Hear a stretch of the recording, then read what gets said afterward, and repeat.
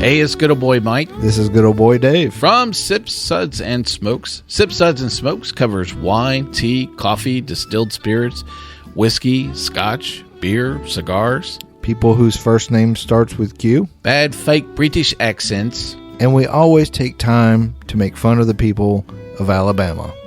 Banned once again. It's a 1-hour episode that's mildly entertaining for about 22 minutes. I think mildly would be a vast improvement. Well, we do have the only beer show with the Holy Man.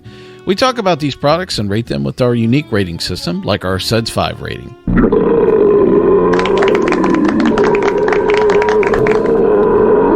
Do you really have something better to do with your life for an hour than actually listen to this show? Well, don't make them think about it. Well, join us on this radio station, podcast network, or via our Android app.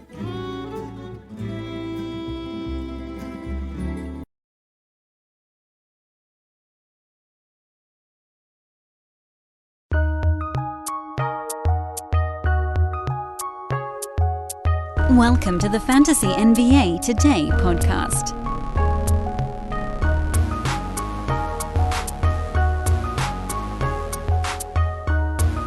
I know what you're thinking, folks.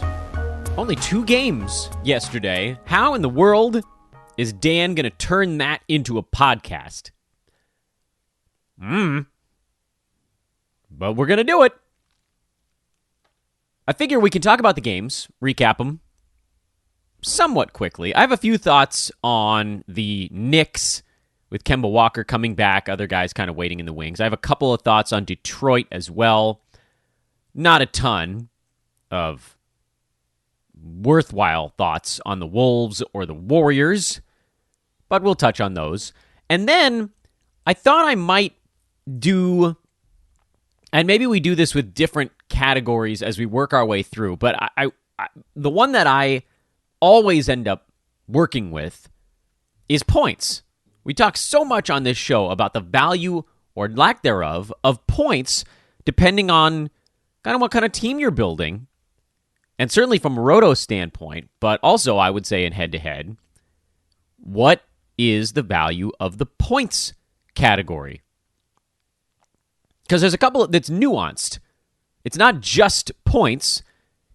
It has to do with volume as well. How do you get those points? Efficiently? Inefficiently? So we'll touch on that as well. We'll keep promo somewhat on the low side. You guys got hammered with it yesterday. But in any event, this is Fantasy NBA Today. Welcome to the show, everybody. I'm your host, Dan Besbris, DANBESBRIS. If you should feel so inclined to check me out on the Twitters, I hope that you do, because I've become addicted to it, and I'm on there all the time. Too much, unhealthy amount, but come, join me, come. Pretend that you can see what I'm doing, and I'm using my hands, and I'm motioning you in, like the Dave Chappelle, Rick James animated GIF where he's waving them in. I mean, obviously it's from the show, but, you know, it pops up on the internet. A couple little tidbits of news this morning. Nick Batum is back in health and safety protocols. I don't know what the hell is going on there. I assume a positive test, but, you know, what are you going to do? It's a real shame. He was starting to look pretty good again. Tyus Jones into health and safety protocols as well, so everybody's out on the Grizzlies right now. They've been losing bodies left and right. Dylan Brooks is hurt. Desmond Bane is in protocols. Slow-mo in protocols. I mean, if DeAnthony Melton can't get going in this environment, I don't know what could possibly kickstart him. Brandon Clark is in really good shape right now with Kyle Anderson out of the way. So that's an all systems go. I mean, it was anyway, but in any event. We also got word at the end of the games last night that Jonathan Kuminga is going to keep starting while Draymond Green is out.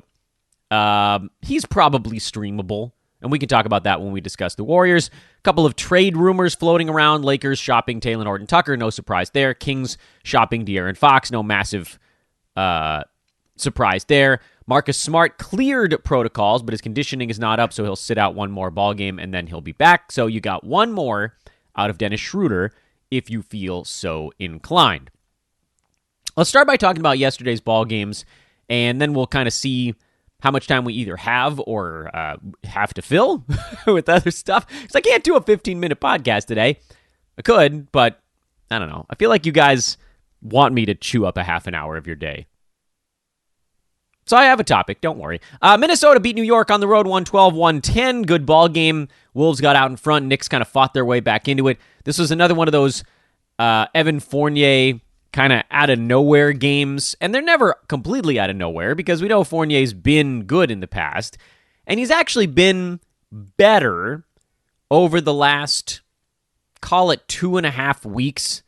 He had that 20-point game on January the 2nd with nothing else. And then he came back with a 0, a fat 0.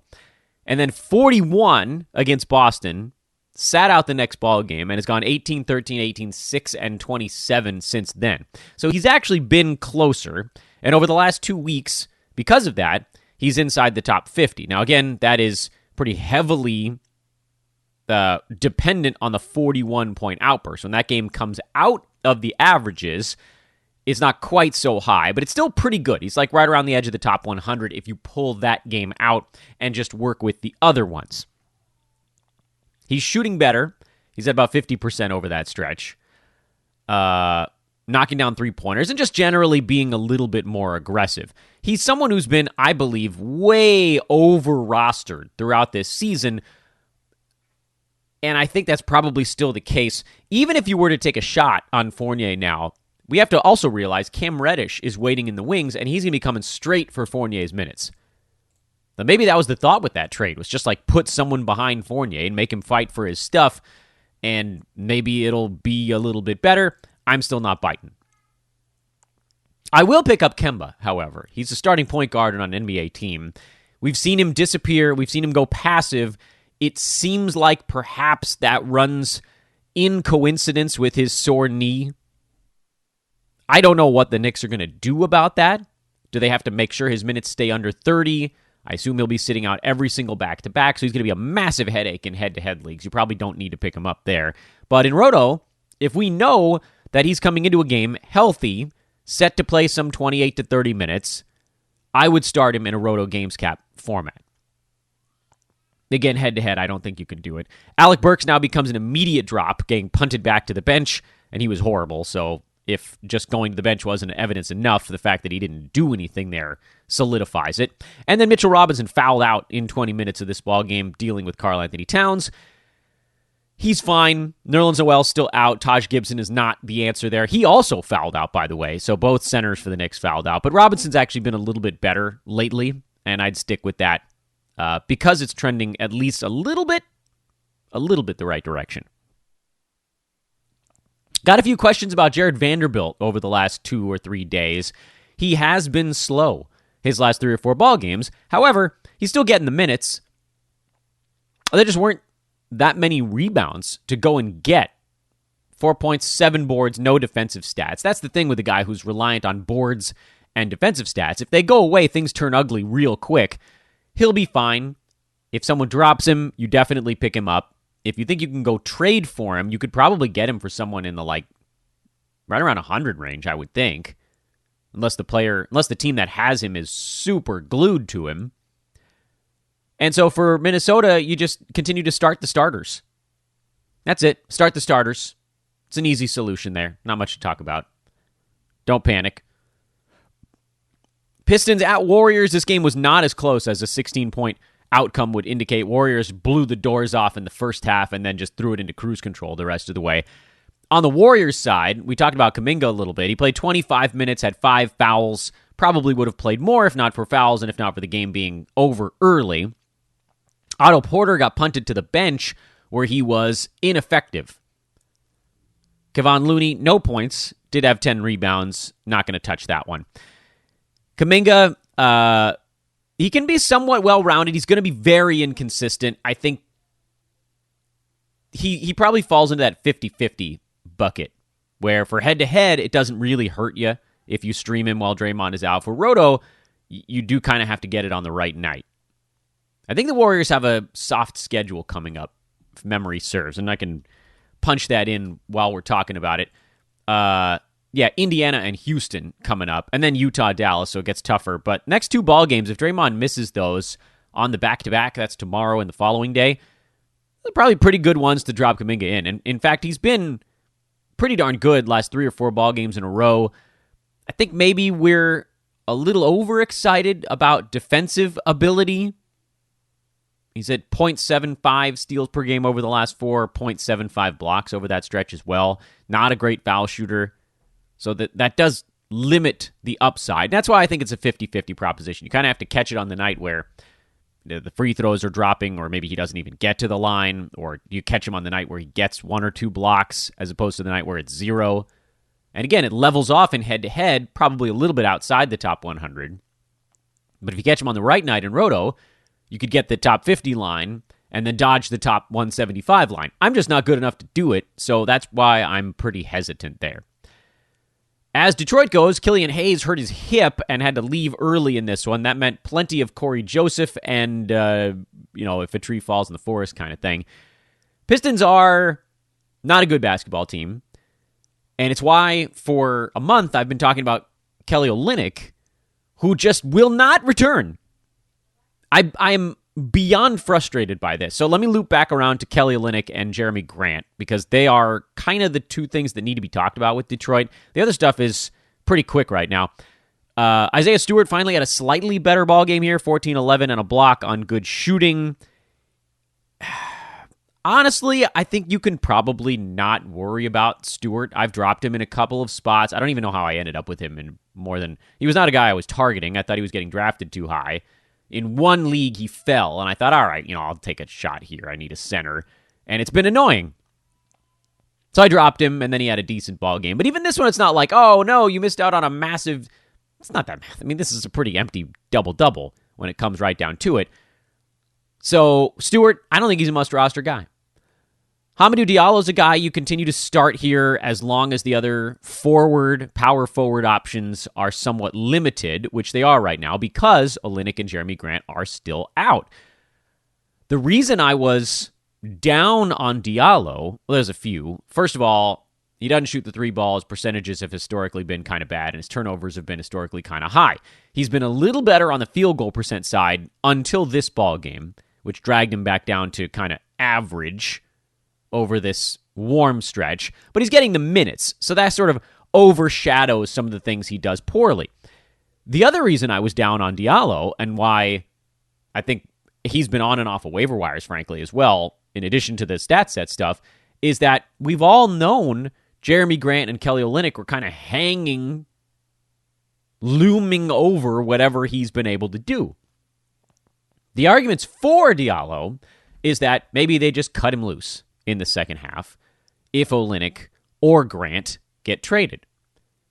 But now we hear yesterday that Jeremy Grant doesn't want to be traded if he ends up on a team where his role becomes somewhat limited. He doesn't want to go to a team like, say, the Lakers, where he'd be 4th in the pecking order. He doesn't want to go to a team unless he's going to be a feature piece of their offense. And I've heard a lot of people saying, that's dumb, go win yourself a championship. Let's try to remember, Jeremy Grant is on his first big contract. He's not a guy that's been around the NBA and is like in the twilight trying to figure out how to get himself a championship. He's 27. He's thinking, I'm going to keep putting up big numbers and I'm going to get another big contract. And certainly the way to do that is not to go take a 4th or 5th fiddle role and not do very much. So he understands he's not at that point in his career yet where he wants to go chill out on a championship team and play his role. He wants to be on a team where he's taking 15, 16 shots a night, putting up 20 points, and making sure that his next contract is going to be a big one too. I get it. I don't really remember being 27, but I do know that I wasn't thinking my athletic prime is almost over. I was probably wrong. It was long over. But Jeremy Grant's like, look, you send me someplace, I need to be a part of it. And there's a few spots he could end up. I mean, we've heard about maybe the Kings as a possible destination. He would definitely get to do a bunch of stuff there. But he's not it dramatically, I think, limits the places he could potentially go if you wipe out the good teams that want a good power forward to complement other very good players type of spots. I'm trying to think about what other teams might be hunting a guy like a Jeremy Grant, but I mean, anybody that's a competitor could use him in their front court. Look at the teams at the top of the NBA standings and tell me which ones are set at power forward. The Bulls, they're not. I mean, I guess it's DeMar DeRozan a lot of the time. Io right now. The Heat. I legitimately don't even know who the Heat power forward is. Is it Jimmy Butler? I guess. PJ Tucker? Brooklyn. Okay, they got a good power forward. He's hurt right now, but Kevin Durant's kind of good. The Bucks, they've got Giannis. Okay, they don't need him. Sixers could use him, but he'd be a third, fourth fiddle there. Tobias Harris could slide down and play the 3. Jeremy could slide down and play the 3. In the West, Suns have Jay Crowder. They could upgrade there. Warriors. The hell's the Warriors power forward? It was Kuminga yesterday. They could certainly use a power forward. But anyway, the point is, you take a lot of teams off the board when you eliminate the spots where he's only going to get 11, 12 shots a game. He wants his 15, 16, 17 shots. That's where he's at. And then as far as Kelly Olynyk goes, he's still not back. Maybe he's the more tradable piece now, because I'm guessing Olynyk has a little bit of a different feel on where he'd be willing to go. Kelly's a little older. He's 30. He'll be 31 in a couple of months. 31 right around the end of this NBA season. I would argue he's past his prime. If he's in it, he's right at the tail end of it. He's been around a little bit. Been bouncing around the NBA. I think he would happily go to a team where he's a non-feature piece, because frankly, he wasn't really a feature piece when he signed in Detroit. I don't know what the rules are, by the way. I might be biffing a rule on whether or not he can get moved or when he can get moved, since they did just sign him this last offseason. But maybe he's the one that would be easier in such a case. Apologies if I'm screwing up the contractual side of things. All this to say, Hamadou Diallo's outlook got a little bit worse when it seemed like Jeremy Grant's going to now become harder to trade. Because as soon as he comes back, there just won't be 17 shots for Diallo anymore. And if he's not getting a ton of usage, it's not going to be very fun to have on the fantasy team. So you can use him for now. Just understand that the end is nigh. Saddiq Bey, we warned you guys, trade him while he's hot. He's been outside the top 175 the last 2 weeks after that heater when everybody was hurt, and the team still isn't fully healthy. What do you do with all the information we just poured on top of you? You can stream Diallo, continue to roll him out there for now. Isaiah Stewart's like a 30% chance of having a decent ball game, so kind of meh. And then Cade, if you drafted him, you're probably kind of sticking with it at this point. But, I mean, this is how it goes with a rookie. And they haven't fully tapped into their potential. He's outside the top 100. You probably spent a higher pick than that. At some point here, the light is going to start to turn on, and you're going to get a nice little run. Is there an opportunity to buy low on Cade Cunningham? That will be our social media project for the day, provided I can remember to do it after this podcast is over. My brain has a way of not doing so great with processing things that I try to remember from 25 minutes earlier. So maybe there's a buy window there, I think. He hasn't been very good, or if he has been, no one's noticed. Rookie of the year, he's an afterthought. Evan Mobley, Scotty Barnes, way out in front of Cade right now. So maybe there's a window. I want to remind you guys about Thrive Fantasy. Please do. I mean, please take $10 and just check it out for me. I really think you're going to be pleased that you did. ThriveFantasy.com is the website. You can also download the Thrive Fantasy app on Apple or Android devices. With a $10 deposit using promo code ETHOS, ETHOS, you get a 100% deposit match bonus and a pair of contest entry vouchers in the $20 competition. So deposit just $10 using our promo code ETHOS, and you get $60 in your account to play with. That's pretty freaking good. That is an awfully good reason to at least try it out. Follow our DFS guys, Mike, Santino, and company. Listen to DFS Today, our sister podcast here on the Sports Ethos Network. They'll give you some of their favorite prop bets, and that's the beauty of it. It's props. It's props. You don't need to figure out what weird scrub is going to have a slightly better ball game so you can afford to pay up for the supers. Like DFS confuses me. I'll admit. I find it annoying and hard, and that's probably the old man in me talking. But prop bets I've known for a long time. That's more the sports betting universe, something I've done for quite a few years. And if you can, if you have a feel for what superstars are going to do, you should be going to win money with it.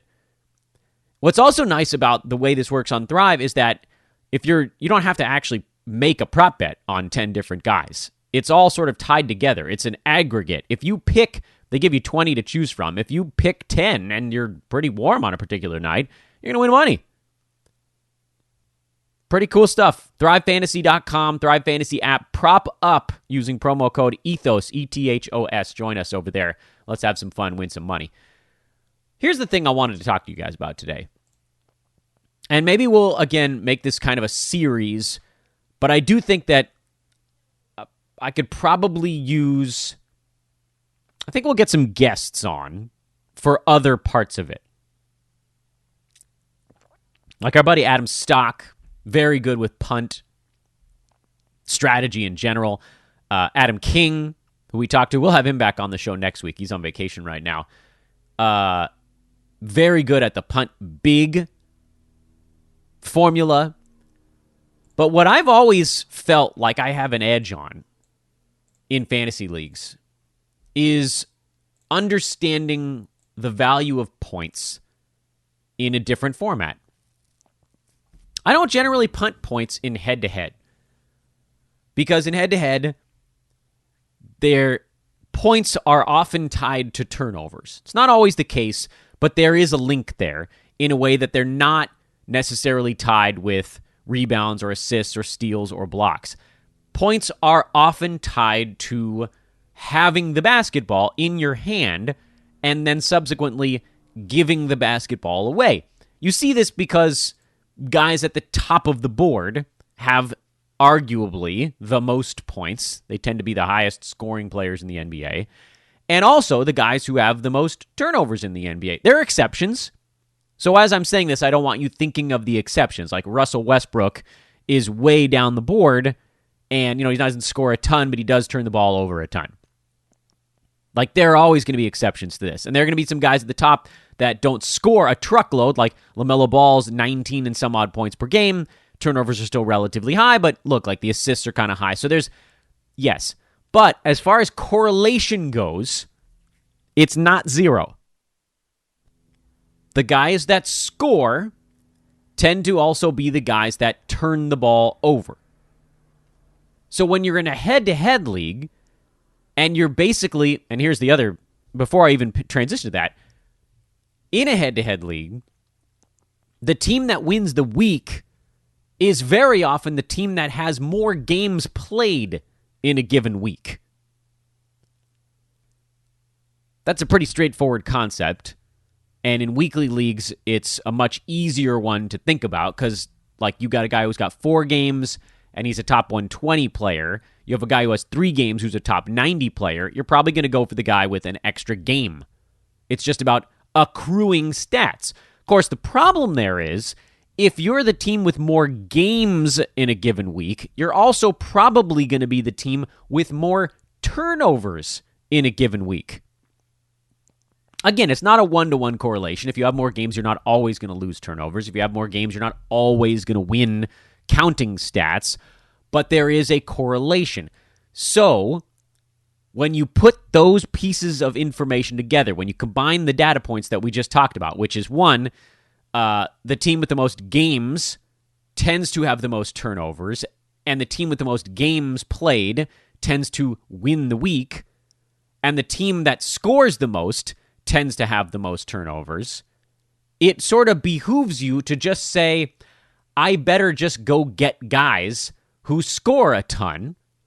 If they turn it over, I don't really care. It's not a full punt on turnovers, but it's kind of a soft punt. It's an I don't care. You're not targeting James Harden. You're not targeting Trae Young or this year Paul George. You're not targeting Giannis or Russ.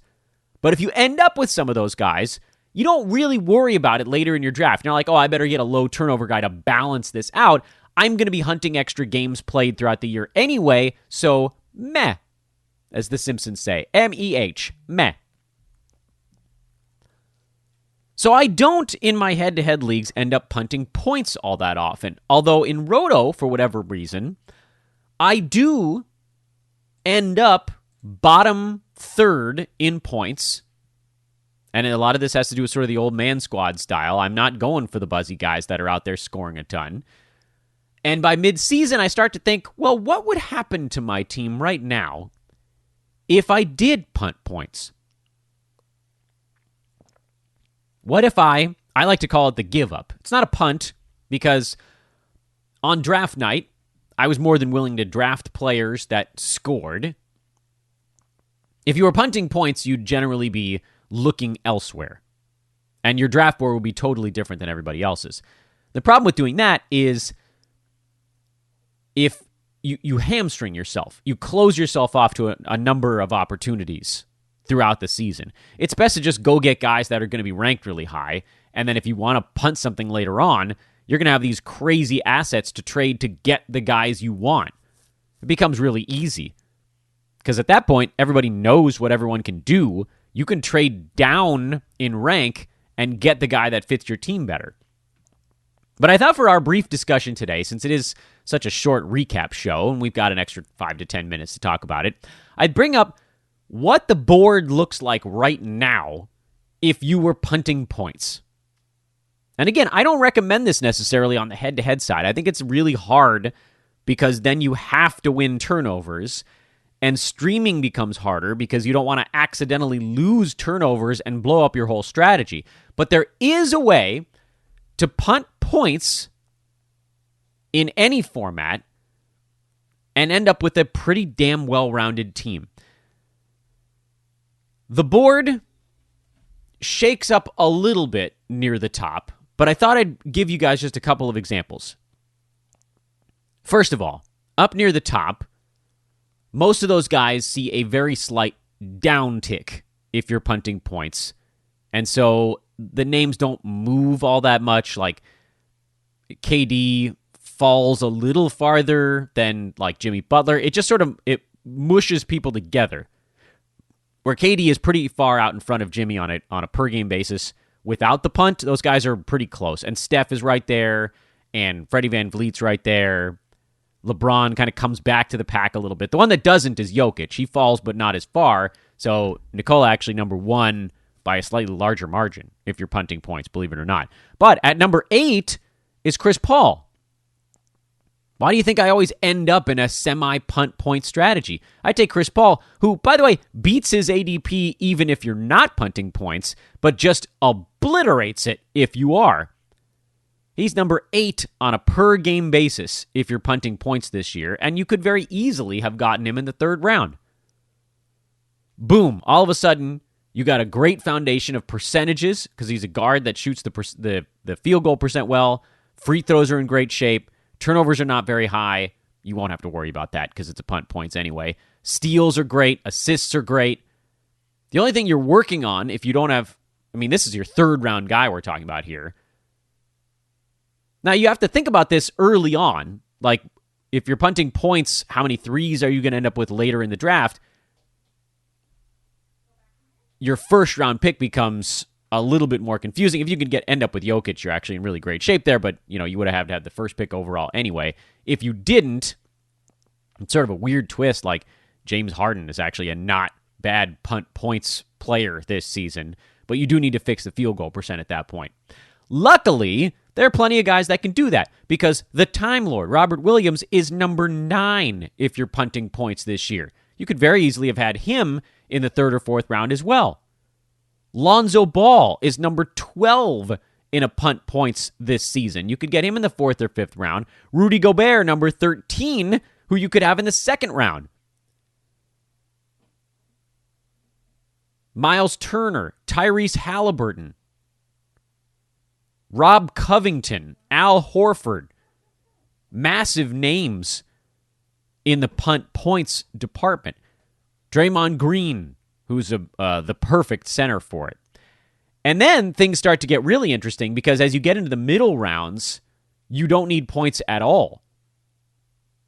Jared Vanderbilt, Matisse Thybulle, Marcus Smart, Patrick Beverly, Nick Batum, Cody Martin. All these names that Pat Beverly you'd be starting anyway. But a lot of the names that you look at here where like you wouldn't touch them under normal circumstances because maybe they have decent percentages or because they do assists, steals, and blocks, they get this big bump up the board. It's very hard for me to build out an entire team of punt points on a podcast by myself. The overarching point that I'm trying to make here is that you can get almost every player you want because when you punt points, the names move so far on the board. It's not like punting free throws where a handful of guys go all the way to the top and you have no choice but to get them because if you don't get them, you're doomed. With punt points, guys, there's just no one's going to get in your way with this stuff. That's the reason I like it. And it doesn't draw attention to you on draft day if you ended up going that direction. I still don't think it's a wise move to do it on draft day. I like it more mid-season.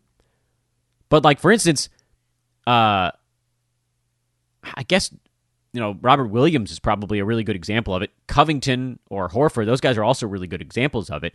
Those are guys you can have for someone you drafted probably after them who's just scoring more. It's very easy to build a punt points team because teams that have these guys are generally less attached to them. It's the strange phenomenon that all links back to the buzz factor. I mean, like, you could very easily have had Rob Covington. He was on the wire in most formats earlier this year, and he's one of the premier punt points guys in the NBA. One of the most important. He's like top 6 or 7 in giant boost when you talk about guys that are actually inside the top 200. Jared Vanderbilt is another one. He's tougher to get because he's gotten a lot of young player buzz. If Nerlens Noel could get healthy, he's always been a really interesting one. But Covington is always up there. Covington, Draymond Green.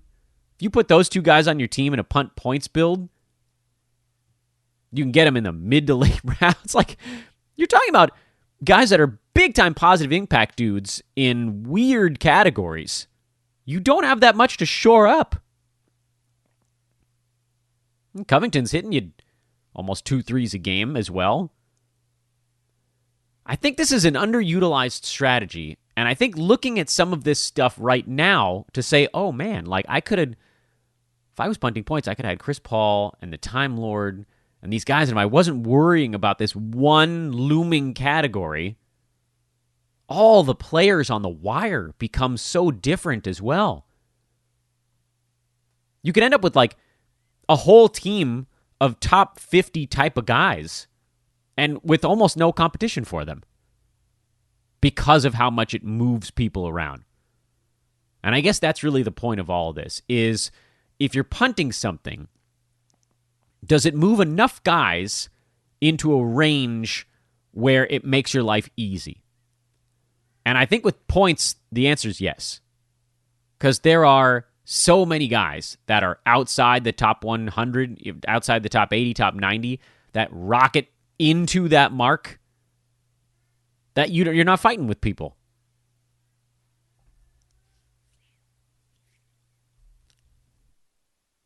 Josh Hart gets a bump. Jay Crowder is useful in this format. You do have to make sure you have the sort of the one volume guy on your team has to be good at field goal percent. That's where you're going to run into trouble. Because if you're going to get punt points guys that hit a couple of three-pointers, they probably don't take many shots, and they're probably a decent number of them from outside. So make sure your volume guy is good at both percentages, and then you're pretty much cool from there. I want to talk a little bit more about this on Twitter as well. So we'll talk about Cade Cunningham on social today. We'll talk about Punt-Points on social. That's where you guys can head after the podcast. That's probably enough, frankly.